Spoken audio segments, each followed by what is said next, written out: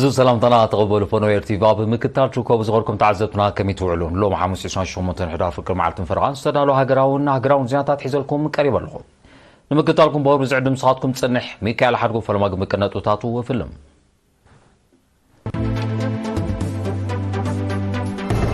منيستر طعنا امام حدش هاجراوي زرزر قرب مدهانيتات اصديقو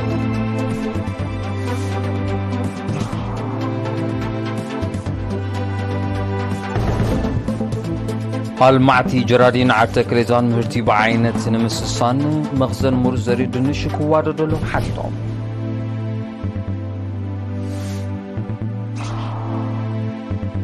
ودابطات هقدفن منسيات هقدفن وشنفر ميلانو إيطاليا قوباي آكايدة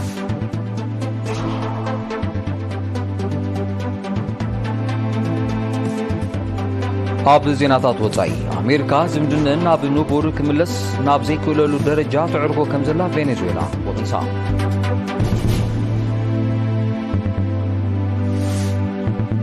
اب منغو سراوت سوريان بامريكا زدغفو عطوقات مستول عقچت علي ميتي كم تقدرو تقاليحو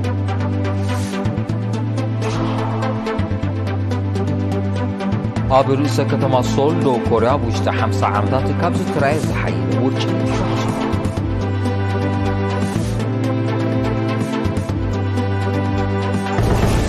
زرزر زينا منيستر طعنا نشيد الشوارح دحر استخايده مسرح مميا امام حدش هاجراوي زرزر قرب مدهانيتات اصدقهم وكليرينا نازريت بين زدالو تصصاب دانايت غبريوت كتقربع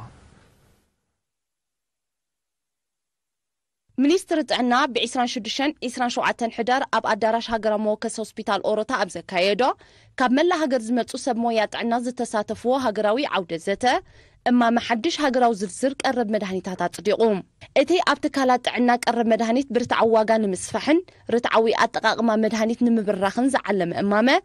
اتي ابتكالات طعنا قرب مدهانيت برتعو واغا نمسفحن رتعوي اطقاقما مدهانيتات نمبراخن زقربه امامه نشدش اوارح بزتخايده مسرح مميات تخليسون سفيحن زقربيو جزاوي وانا دايركتور كفل اغلغلوت طعنا دكتور غويتو مبراهتو ابز اسمع قال مخلاص قرب وحوس وطيتاون رتعون مدهانيتات املا هاجر نمسفح منيستر طعنا قدامنتات يبو كاب سرحلو مدايات مخان بمطقاس اتتدالي زو هاجراو زرزر مدهانيتات ام مسفح قربن رتعوي تطقامنتن لعل ترا كم زهلو حبيروم كاب هاجراوي مدب زرزر مدهانيتات فارماسيست النور عبدون إيرينا بزهاب حبريتا أقدمون هاجراو زرزر مدهانيتات كم زنبرة حجد ما تخليسون سفيحون نزيادة وحس وتقيت كم التدالو بمقلات رتعوات أغما مدهانيت أما هاجر نمسفح زهلو ترى بقليلو كم زيت أمتها جنزيبوم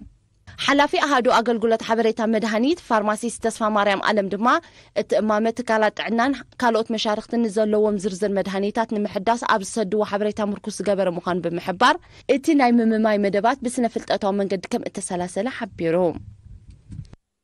نابل كالزينا سنسقر المعتي جرادين عرتا كليزان مهرتي بعينة المتنن مسسان مخزن مرزر دنشكو واددلهم حاتيتهم وكليرنا تسفان كيل جبريس نزدالو تصاب إفرم قدا المعتي أحمل تنفرتاتن زوبعات كليزان أقربهم مخزن مرزر إدنش بزي مهلاو أب عينة بزحن كم تزدلن مفراي يتسقوم خمزلو حبيرام بزلوم وحس من جمعين كتسالي بزوهابهم سلطناتاتن تمكرو أنا دلبو بممتغم أتوتاونتن كم نمبال ينطفو خمزلو استغسو أتوم حرستوت أب كبابيهم مخزن بزي مهلاو قدا مرزر إدنش كاب زوباتات مأكلن دبوبن كمتو كمز قددو إزغا نزيت دلي وسعيتات يكالعن كمزلو قليصام كيلا لمعة تحمل تنفرتاتن آتو داويت فوتو بوغنو أمريز زقبر كل سعر حارستاي بمرزر إمزسنة ربوح مهرتي كمزر كبو بمحبار مخزن مرزر أغالبو كوهابو كمز قبا قليصام أبتن أزوبا زلو عسر تحادة ديقاتاتن شوعات رهياتاتن أمو حاس من جماي عبي أبركتوي قبرا خمزلو از حبرة آتو داويت أبتتك أمنت بهاري أو دخعون وتسيتاون فتاتي السلاسل كمزل أفليتهم آتو داويت هم وداتا حارستوت أتوتهم بزلع علي كعب مئنتي كتسالي مسكيلاتات حرشاق اللازبو كمون مكيار زرن تتك أمنت كومبوستن كزوترو تلابيهم أمنو زوبعد تكليزان أباستات شعات 130 كلتن هكتار أحمل تنفرتاتن ዘልምዑ ልዕሊ 600 ሓረስቶት ኣለዉ ውዳበታት ህግደፍን መንስያት ህግደፍን ንኡስ ጨንፈር ሚላኖ ኢጣልያ ብ24 ሕዳር ጉባኤ አካይደን ኣብታ አጋጣሚ ብዛዕባትን ውዳበታትን ሃገራዊ አበርክቶንን ዝምልከት መግለጺ ዝሃባ ቦምበር ሃገራዊ ሽማግለ ኢጣልያ አቶ ዕቁባይ ፍረምድን ውዳበታት ካብ መድረኽ ብዝጠልቦ መልክዕ ምውጻጽ አገዳሲ ከም ዝኾነ ገንዚቦ ጉባኤኛታት ኣብ ዝቐረበ ጸብጻባት ድሕር ዘካይዶ ክትዕን ገምጋምን ሓደስቲ ኣካይድቲ ኣካላት መሪጾም ኣብ መወዳእታ ጠቅላል ቆንስል ኤርትራ ብሚላኖ አቶ ተኽለ ሰንበት ኢማም ንጉባኤኛታት ስለት ዝረኣይ ውዕቱን ድሕር ምጓስ ሓደስቲ ዝተመርጹ ኣካይድቲ ኣሰርቶም ቀዳሞት ብምስዓብ ብተወፋይነት ከም ዝሰርሑ ዘለዎ ጽኑዕነት ገሊጾም እዚ ከምዚ ኢሉ እንከሎ ውዳበ ሃማድ ዞባ ኤውሮጳ ብ23 ሕዳር ዓመታዊ ኣኺቡ ኣቃኒዑ ተሳተፍቲ ገምጋም ስራሕ ብምክያድ ኣብ መደባት 2025 ድሕሪ ዝገበርኦ ዘተ ኣበርክቶን ኣብ ሃገራዊ መደባት ልምዓት ከም ዝዕዛ ኣረጋጊጸን ኣብ ዞባ ጋሽባርካ ምሕደራ ሰነዳትን መዛግብትን ብምዕባል ውሕሉልን ጽሑፍን ንምግባሩ ዝዓለመ ዘተ ተኻይዱ ወኪል ሪና ቀዳው ተወልደን ዘዳሎ ትሕዝቶ ፍርቱን ዓንዶም ከተቕርብያ ኣብ ዞባ ጋሽባርካ ኣብ ትካላት መንግስቲ ዘሎ ኣገባባት ምሕደራ ሰነዳትን መዛግብትን ብምምሕያሽ ጽፉፍ ምሕደራን ተጠቃምነትን ሰነዳትን መዛግብትን ንምዕባል ዝዓለመ ርክብ ብ25 ሕዳር ኣብ ባሮንቱ ተኻይዱ ኣብቲ ብምውሃድ ክፍሊ ምምሕዳርን ፋይናንስን ዞባን ማእከል ምርምርን ስነዳን ህግደፍን ተወዲቡ ዝተገብረ ርክብ ዋና ዳይሬክተር ማእከል ምርምርን ስነዳን ወይዘሮ ኣዜብ ተወልደ ሰነዳት ፋይናንሳዊ ምምሕዳራውን ናይ ስራሕን ተባሂሎም ኣብ 3 ከም ዝኽፈሉ ኣገልግሎቶም ድማ ንመርትዖ መቆጻጸር ስራሕ መቆጻጸር ዳረተ ስልጣን መሰጋገር ትካላዊ ባህሊ መሐየለ ሓባራዊ ዕዮን ፋይናንሳዊ ስራሓትን ከም ዘጠቃልል ብምጥቃስ ኣገዳስነት ሰነዳትን መዛግብትን ኣብ ምፍጣርን ምዕቃብን ሰነዳትን መዛግብትን ጥንቃቐን ተገዳስነትን ከም ዘድሊ ገሊጻ ኣብ ማሕዳር ዞባ ጋሽባርካ ኣምባሳደር ማሕሙድ ኣሉ ሑሪ ብወገኑ እትርክብ ኣብ ተሓዛን ምሕደራን ሰነዳትን መዛግብትን ክእረሙ ኣብ ዘለዎም ኣገባባት ዘድሃበ ብምዃኑ ኣገዳስነቱ ልዑል ከም ዝኾነ ብምግላጽ ዕቃበ ሰነዳትን መዛግብትን ምስላውን ቀጻልነትን ትካላትን ወለዶታትን ዝተኣሳሰር ዕማም ስለ ዝኾነ ኩሎም ኣካላት መንግስቲ ኣብ ተሓዛ ሰነዳትን መዛግብትን ዕቱባት ክኾኑ ኣዘኻኺሮም ተሳተፍቲ ድማ ኣብ ምሕደራ ፋይናንሳዊ ሰነዳትን ጸብጻባትን ዝሕግዝ ውርጹጽ መምርሒ ክህሉ ከምኡውን ሰነዳት ማእከል ምርምርን ስነዳን ንኹሉ ክፉት ክኸውን ዝብል ርእቶታት ኣቕሪቦም ኣብ ትርክብ ኣብ ምፍጣርና ተሓዛን ሰነዳት ተራ ጸሓፍትን ክኢላታት ዕቃበ መዛግብትን ኣብ ምሕደራ ሰነዳት ከምኡውን ኣድላይነት መቓም ዞባዊ ቤተ መዛግብትን መዘክርን ብሰፊሑ ተዘትዩ ብሰንኪ ሓያል ክራማት ተበላሽን ተሽከርከርታ ጸጋሚ ኮይኑ ጸንሐ ናይ ሓመድ ጽርግያ ኣስማጥ ሓልሓል ብምትሕባር ነበርቲ ምምሕዳራት ከባቢ ሸጋሊ ኣስማጥን ኣስነዳን ከምኡውን ህዝባዊ ሰራዊት ብወፈራት ተጸጊኖም ነቲ ኣብ ታባ 13 ዘሎ ስራሕ ዝመርሕ ዘሎ ኣባል ህዝባዊ ሰራዊት አቶ መሐመድ ኢድሪስ ድዌዳ እቲ ማእቶታዊ ስራሕ መቐጸልታ ናይቲ በብእዋኑ ክግበር ጸንሐ ወፈራታት ኮይኑ ነቲ ዝተፈጥረ ጸገም ጊዜያዊ ፍታሕ ዘምጽእ ከም ዝኾነ ገሊጾም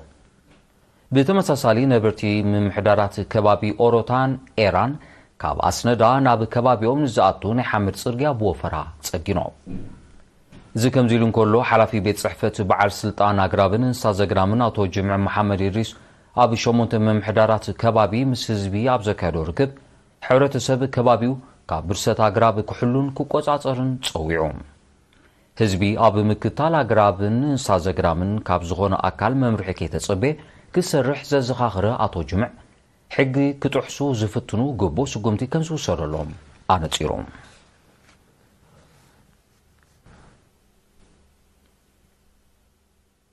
ሃገራዊ ማሕበር ጽኡማን ጨንፈር ዞባ ጋሽባርካ ኣብቲ ዞባ ዝርከቡ ጽኡማን ኣብ ዕለታዊ መነባብሮኦም ዘጋጥሞም ጸገማት ንምቅላል ንሽግራቶም ኣብ ዘቃልሉ መርያት ጸቂጡ ክይሰርሕ ከም ዘሎ ገሊጾም እዚ ዝተገልጸ ኣብ ባሮንቱ ብቋንቋ ምልክት ዝሰልጠኑ 56 ስራሕተኛታት መንግስትን ተማሃሮን ንምምራቕ ብ23 ሕዳር ኣብ ዝተወደበ ኣጋጣሚ እዩ ሓላፊት ጨንፈር አቶ ስሞን ኣብርሃ ጽኡማን ኣብ ዝተፈላለየ ትካላት ብቋንቋኦም ዘረድኦም ስለ ዘይረኽቡ ከም ዝሽገሩ ብምጥቃስ ማሕበር ነጸገም ዝተገንዚቡ ምስ ናይ ስራሕ መሻርክቱ ተዋሂዱ ቋንቋ ምልክት ናይ ምስፋሕ መደብ የተግብር ከም ዘሎ ኣረዲዮም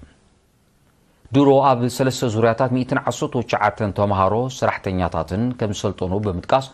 ንጽኡማን ዘጋጥም ጸገማት ምቅላል ንማሕበር ጥራይ ዝግደፍ ዕማም ስለ ዘይኮነ ኣካላት መንግስትን ሕብረተሰብን ኣስተዋጽኦ ክገብሩ ተሓሳሲቦም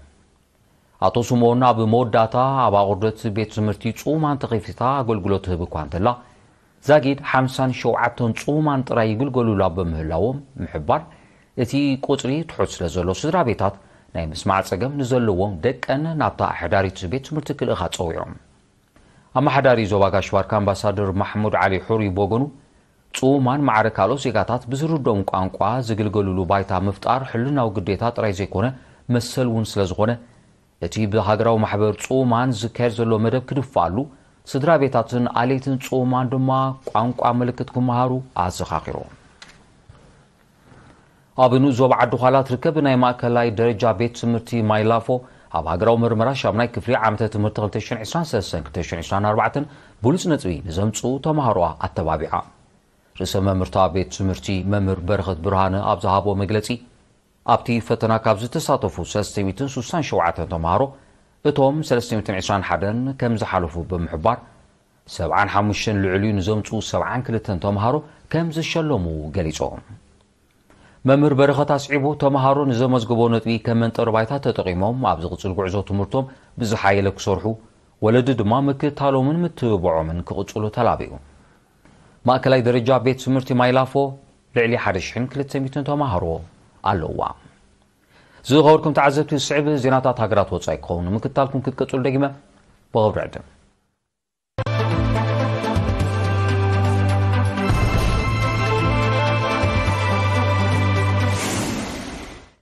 ዜናው መሰናዶ ኤርቲቪ ናቀጽሎ ይዝኸርኩም ተዓዘብቲ ስለምክታልኩም ኣዝየ መስግን ዜና ወጻኢ ኣሜሪካ ዝምድና ምስ ቬኔዙዌላ ናብ ንቡር ክምለስ ናብ ዘይክእለሉ ደረጃ ትዕርጎ ከም ዘላ ፕሬዚደንት ኒኮላስ ማዱሮ ወቂሶም እዚ ዝተቓልሐ ምምሕዳር ፕሬዚደንት ጆ ባይደን ምስ ውፅኢት ፕሬዚደንታዊ ምርጫ ብዝተኣሳሰረ ምኽንያት ኣብ ልዕሊ 21 ሰብ መዚ ቬኔዙዌላ ሓድሽ እገዳ ድሕሪ ምውሳን እዩ እቲ እገዳ መገሻታት ዝኽልክልን ንዋይደ ዘደስክልን ምዃኑ ቤት ጽሕፈት ግምጃ ኣሜሪካ ኣፍሊጦ ነቲ ስጉምቲ ብትሪ ዝኾነነ ፕሬዚደንት ኒኮላስ ማዱሮ ኣሜሪካ ኣብ ውሽጣዊ ጉዳያት ሃገሩ ተካይዶ ምትእትታው ከተቋርጾ ደጊሙ ጸዊዑ ኣሜሪካ ብዝሓለፈ ወርሒ ሓምለ ኣብ ቬኔዙዌላ ንዝተኻየደን ፕሬዚደንት ኒኮላስ ማዱሮ ንዝተዓወተሉ ምርጫ ኣፍልጦ ከም ዘይትህቦ ምሕባራ ዝከር እዩ ቬኔዙዌላ ብሰንኪ ተደጋጋሚ እገዳታት ኣሜሪካ ልዕሊ 700 ቢልዮን ዶላር ዝግመት ቁጠባዊ ክሳራታት ከም ዘጋጠማ ዝጠቐሱ ጸብጻባት 22 ቢልዮን ዶላር ገንዘባ እውን ኣብ ሃገራዊ ባንክታት ተዓጊቱ ከም ዘሎ ይረድኡ ب27 حدار ኣብ መንጎ ሰራዊት ሶርያን በአሜሪካ ዝድገፉ ዕጡቃትን ብዝተወልዐ ግጭት ልዕሊ 100 ከም ተቐትሉ ማዕከና ዜና ኣቃሊዐን እቲ ኣብ ከባቢ ከተማ ሓለብ ዝተኻየደ ግጭት ዕጡቃት ኣብ ልዕሊ ማዓስከር ሰራዊት ሶርያ ድሕሪ ዝፈጸሞ መጥቃዕቲ ይስዒቡ በቲ ገና ዘይሃደ ግጭት ሰላማውያን ሰባት ከም ተቐትሉን ከቢድ ንዋታዊ ዕንወት ከም ዝወረደውን ናይ ቀረባ ተዓዘብቲ ሓቢሮም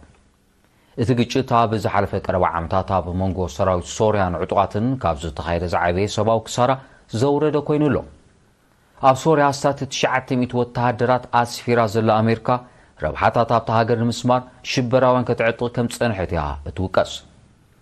ኣብ ሶርያ ካብ 2011 ተኸሲቱ ብዘሎ ግዳማዊ ምትእትታው ዘንቀሎ ጸጥታውን ወተሃደራውን ቅልውላው ኣስታት ፍርቂ ሚልዮን ሰባት ተቐቲሎም ሚልዮናት ድማ ተመዛቢሎም ኣለዉ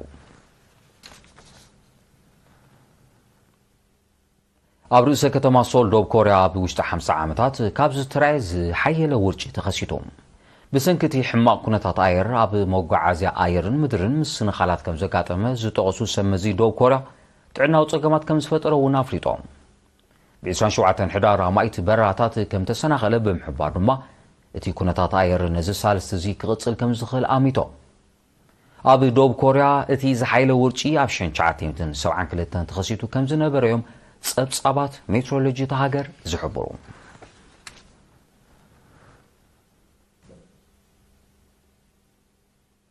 ናይ መወዳእታ ዜና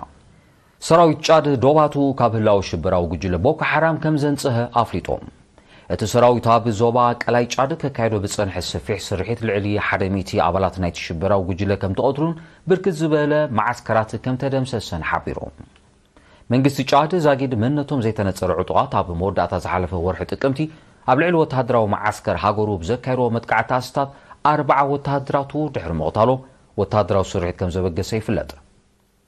እዚ ከምዚ ኢሉ እንከሎ ኣብ ቀላይ ጫድ አንጻር ቦኮ ሓራም ሓበራዊ ስርሒት ንምክያድ ዝፈርማ ናይጄርያ ኒጀርን ካሜሩን بعتوب ينطفا كم زيلوا منجس ጫድ وغيسوم بس دما هاجرو كابتي أكل تشمع صوتو حمشان زت مسرته زباو حيلي كسحب كم تغل أميتلام أب نيجيريا تراي كنقصات صنحبو كحرام كابز حلفك 4 عامات ناب زوبا قلاي ጫድ كم زسفحفحه يفلط زو خبركم تعذبتي زيراتات مزام قند نطوتاتو كدكملكم ሚኒስትር ጥዕና እማማ ሓድሽ ሃገራዊ ዝርዝር ቀረብ መድሃኒታት ኣጽድቖም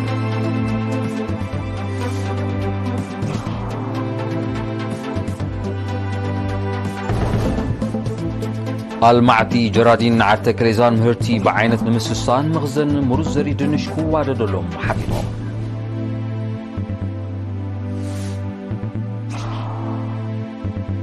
ውዳበታት ህግደፍን መንስያት ህግደፍን ንኡስ ጨንፈር ሚላኖ ኢጣልያ ጉባኤ አካሂደን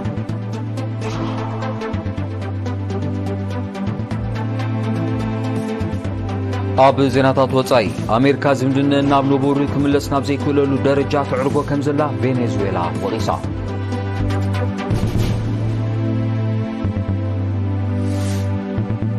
ኣብ መንጎ ሰራዊት ሶርያን በአሜሪካ ዝድገፉ ዕጡቃትን ብዝተወልዐ ግጭት ልዕሊ 100 ከም ተቐትሉ ተቓሊሑ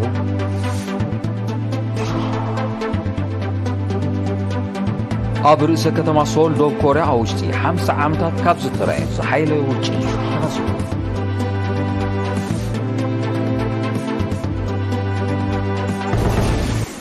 ዝኸርኩም ተዓዘብቲ ንሎም ቀትሪ ዝተዳለወ ዜናዊ መሰናዶ ኣብዚ ይፍጸም ስለምክትታልኩም ኣዝየ መስክን መሳርሕቲ ኣሚር ዓሊ ንዕለታዊ ዜና ስፖርት ሒዙ ክመጽኩም ብወገነ ግን ሰላም